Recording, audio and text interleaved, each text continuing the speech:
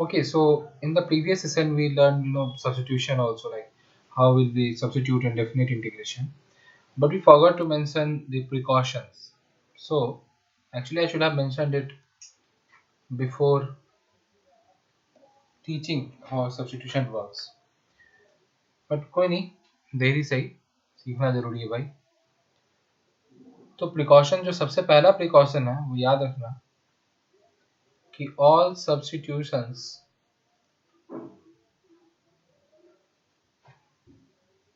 must be continuous and differentiable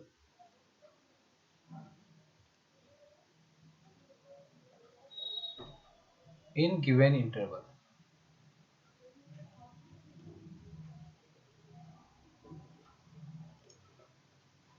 ठीक है, all substitutions must be continuous and differentiable in given interval.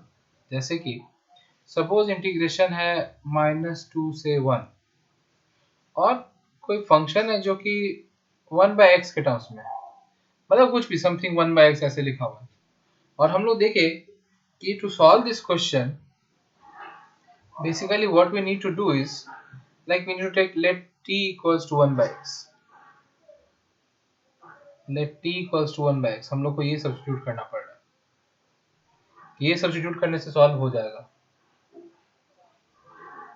but the thing is this is not allowed, we cannot do this, not allowed. Why? Because this 1/x is not continuous in this interval. From -2 to 1 it is not continuous, it will break at 0. At 0 this function will not be continuous.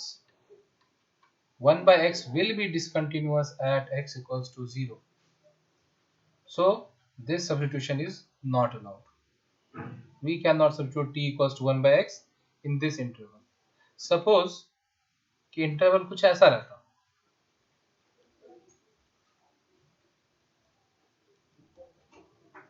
and then if I say let t equals to 1/x, now it is allowed.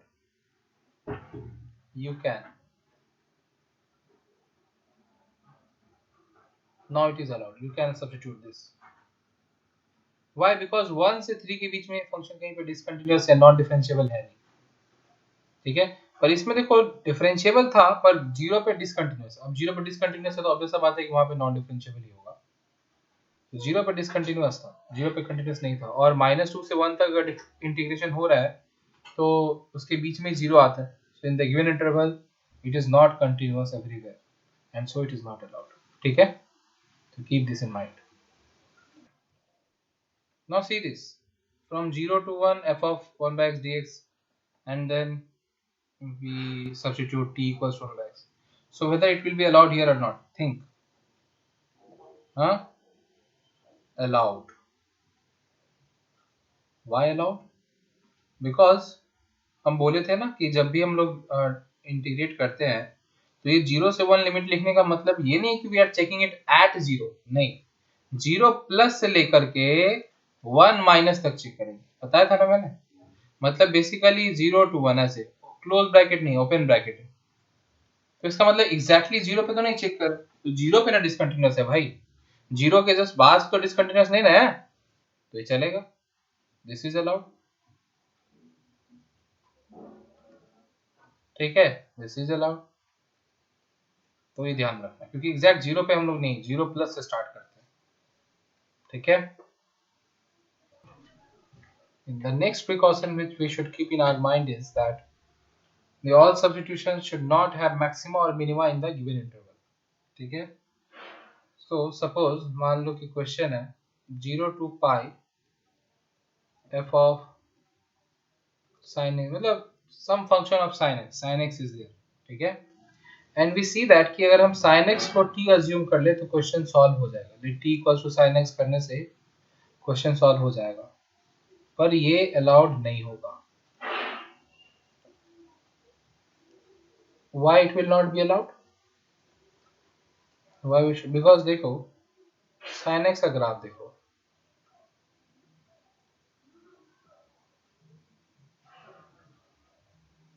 कुछ ऐसा होता है, this is pi, this is zero. तो सी zero से पाई के बीच में eight pi by to इसका maxima है ना, दिस इज इट्स मैक्सिमा ना। सो क्योंकि गिवन इंटरवल में इसका मैक्सिमा है, इसीलिए हम लोग ये सब्स्टिट्यूशन नहीं करेंगे। ठीक है, तो बस ये दो ही पॉइंट ध्यान रखना है। एक, अगर फंक्शन कंटिन्यूअस या डिफरेंशिएबल ना हो तो सब्स्टिट्यूशन नहीं करेंगे, और दूसरा, अगर गिवन इंटरवल में मैक्सिमम मिनिमा हो तो भी सब्स्टिट्यूशन नहीं करेंगे। ठीक है, okay. Now again, so we're done with this precaution thing and substitution thing. Now again, let's get back to our properties. Okay, so we were already done with 4 properties, and then we have this next property, integration a to b f of x dx can also be written as this.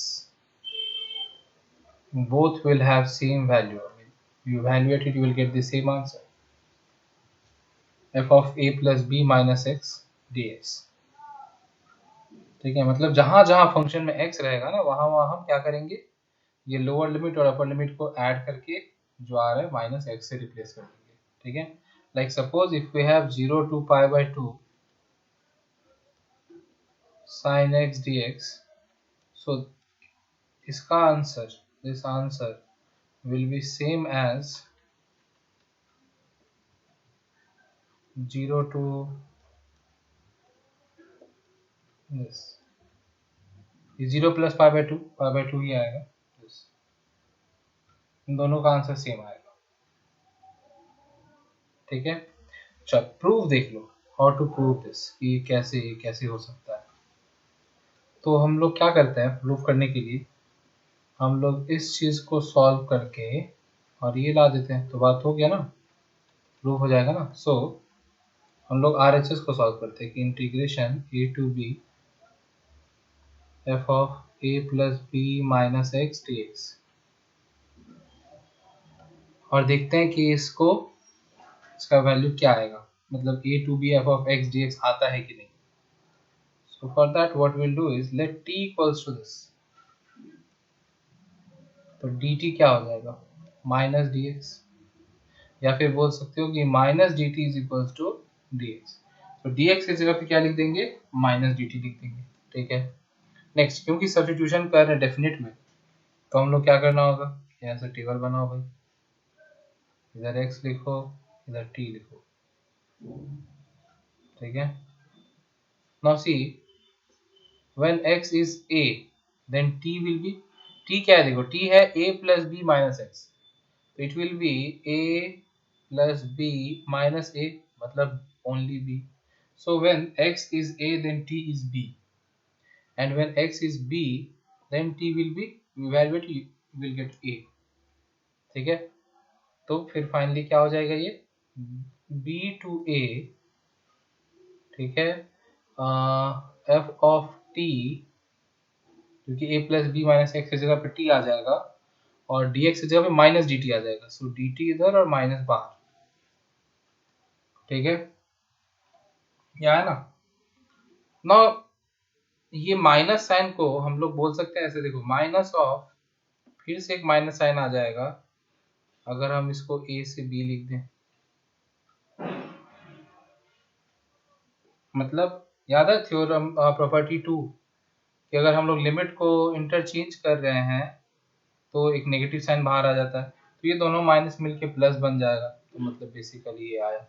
ठीक है, ना first जो property था वो क्या बोल रहा था, फर्स्ट प्रॉपर्टी क्या बोल रहा था कि अगर t के टर्म्स में है तो उसको हम a के टर्म्स में लिखें, मतलब x के टर्म्स में लिखें, कोई भी टर्म्स में लिख सकते हैं, you can simply replace the variable by some other variable।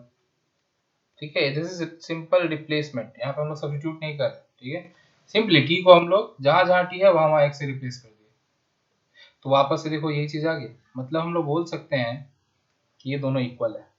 we just now we proved it that integration a to b f of a plus b minus x dx is same as integration a to b f of x dx। ठीक है, तो ये है next property, ध्यान रखना, सारा properties बहुत helpful होने वाले हैं while solving questions। Now see, you might be wondering how this property will be useful, like what is the use. ये इतना कॉम्प्लिकेटेड इसको बना लो यार, फिर a plus b minus x, अभी तो ये कॉम्प्लिकेटेड ही लग रहा होगा, लग रहा हो कि ऐसे में ज्यादा डिफिकल्ट हो जाए, ठीक है, पर देखो ये कितना एडवांटेजियस हो सकता है. Okay so see we have got this question 0 to pi x sin x dx. पहले एक काम करो, सोचो कि 0 टू पाई ये भूल जाते हैं, खाली x sin x dx रहता है, मतलब इनडेफिनिट इंटीग्रेशन रहता है, तो कैसे करते हैं. तो हम लोग, आई होप तुम लोग को याद हो, इसको बाय पार्ट्स हम लोग किए थे, ठीक है, बाय पार्ट्स से हो जाएगा, थोड़ा लेंथी भी हो जाएगा अगर बाय पार्ट्स आप करने जाओगे, देखना सॉल्व करके देखना. So that was one of the way.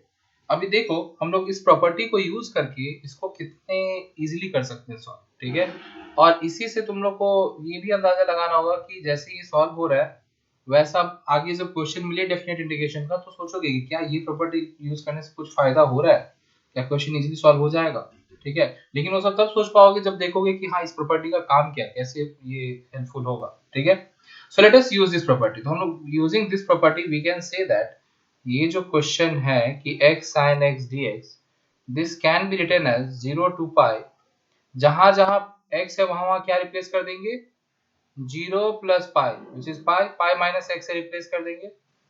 सो जहां जहां x है वहां वहां पाई माइनस x से रिप्लेस कर दो, ठीक है, dx नॉट इन dx, ठीक है, बोलोगे d पाई माइनस x, ऐसा नहीं, वो dx ही रहेगा है, ठीक है, कर दिए. अब देखो, so our question became this is our question now, new question, ठीक है. Now we'll solve this. So let's see, we can say that this I, इस इंटीग्रेशन को नाम देते हैं I, ठीक है, I is equals to 0 से पाई माइनस x. देखो sin pi minus x, what is the value of sin pi, 180 minus theta, sin 180 minus theta is sin theta only, so it is sin x only, ठीक है. Now see, we can break it into two parts like this. I will be equivalent to 0 to pi, एक हो जाएगा pi sin x dx minus 0 to pi, दूसरा हो जाएगा x sin x dx, ठीक है. ये sin x जो है दोनों से मल्टीप्लाई होगा ना, एक बार pi से फिर एक बार x से, तो इन दोनों से मल्टीप्लाई किए और उसको अलग अलग कर लिए, ठीक है. Now if you see, this is same as our I. देखो 0 to pi x sin x dx, this is same as our I, 0 to pi x sin x dx.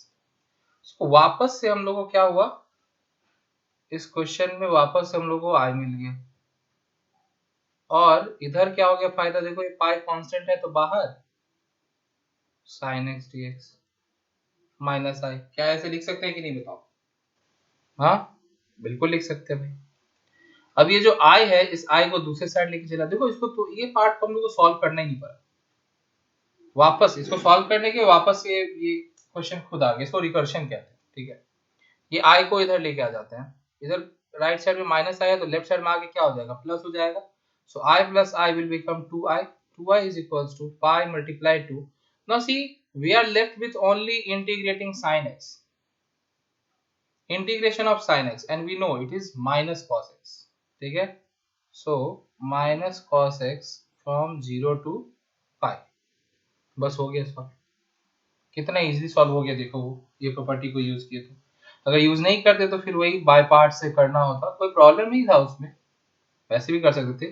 पर ये जस्ट एक एग्जांपल बताया, ऐसा बहुत सारा क्वेश्चन होगा जो ऐसे जनरली सॉल्व करने में बहुत डिफिकल्ट लग रहा हो, ठीक है, लेकिन अगर हम लोग ये प्रॉपर्टी को यूज करेंगे तो बहुत इजीली सॉल्व हो जाएगा. पर हम लोग को पहले से सोचना हो कि भाई ये प्रॉपर्टी कैसे यूजफुल होगा. तो ये माइनस साइन को बाहर निकालते हैं, देखो ये माइनस साइन को बाहर निकालते हैं, यहाँ माइनस पाई बाय 2 लिख देते हैं, तो क्या हो जाएगा cos pi minus cos 0. Now cos pi is minus 1 and cos 0 is 1, तो ये minus 2 आ गया. So value of I is 2 gets cancelled, minus multiply to minus becomes plus, so answer is pi. So value of this question is, I mean this integration is pi.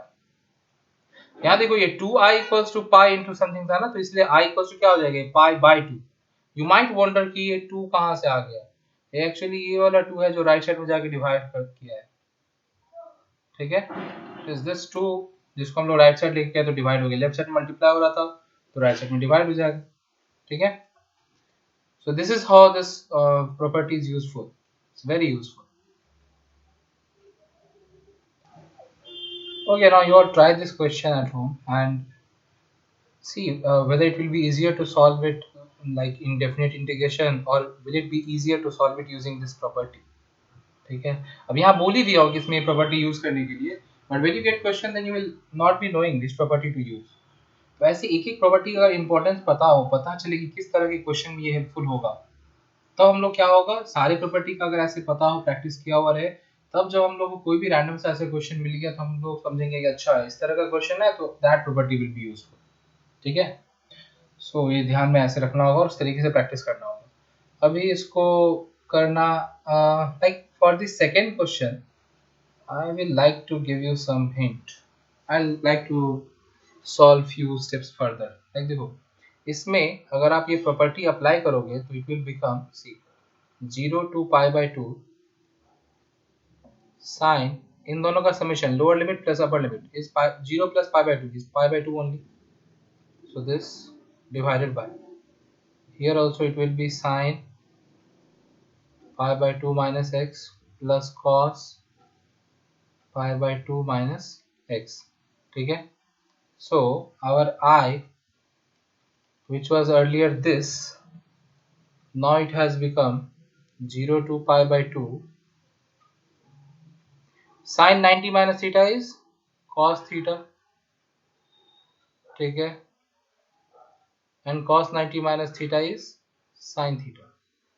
So now see, ये ditto same नहीं आया. I एक बार ये आया है, मतलब initially I का value क्या था, sin x by sin x plus cos x 0 to pi. ठीक है, दूसरी बार क्या है, cos x by cos x plus sin x.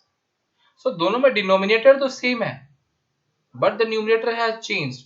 Initially it was sin x and now it has become cos x. Then you will be like, was it useful to use this property? How this property helped us? अब कैसे इसको कैसे करें, तो बात वही होगी यार. Actually देखो ये कैसे हेल्प किया. What if we consider these two to be say equation 1, equation 2 ऐसा मान लेते हैं. ठीक है, and we add 1 and 2. इन दोनों को अगर ऐड किया जाए तो क्या आएगा, देखो लेफ्ट साइड में i plus i 2i, और राइट साइड में क्या आएगा, देखो दोनों का लिमिट सेम है, तो ऐसे यू टेक एलसीएम. एलसीएम क्योंकि दोनों में डिनोमिनेटर सेम है, तो LCM will be this only, and in the numerator will get sin x plus cos x dx. Now see, it will get cancelled. So ultimately we are left with I as half times 0 to pi by 2 only dx. तो dx का integration x हो जाएगा, जब ये limit बैठाएंगे तो पाई by 2 आएगा, और इधर हाफ ऑलरेडी मल्टीप्लाई हो रहा है, so answer will B pi by 4. This is the answer. ठीक है, ये एडिशन जो हुआ है ये तुम लोग खुद से देखो, अलग अलग लिख के स्टेप वाइज कर लेना, पर ये अल्टीमेटली ये आएगा, कैंसिल आउट हो जाएगा. ठीक है, so this is how this property is useful. See how useful it is. ऐसे ही कितना थोड़ा मुश्किल हो जाता सब्स्टिट्यूशन से करते, फिर यहाँ नीचे कुछ इक्वेशन बनता, सॉल्व करना होता, थोड़ा सा मुश्किल हो जाता करना. ठीक है, पर देखो ये प्रॉपर्टी यूज करके कितना आसान हो गया. ठीक है, so this is it for this session. You try the other question at home. This one you try at home on your own and practice. Keep practicing. We'll discuss more properties in the upcoming session. Till then, keep watching and keep learning. Thank you.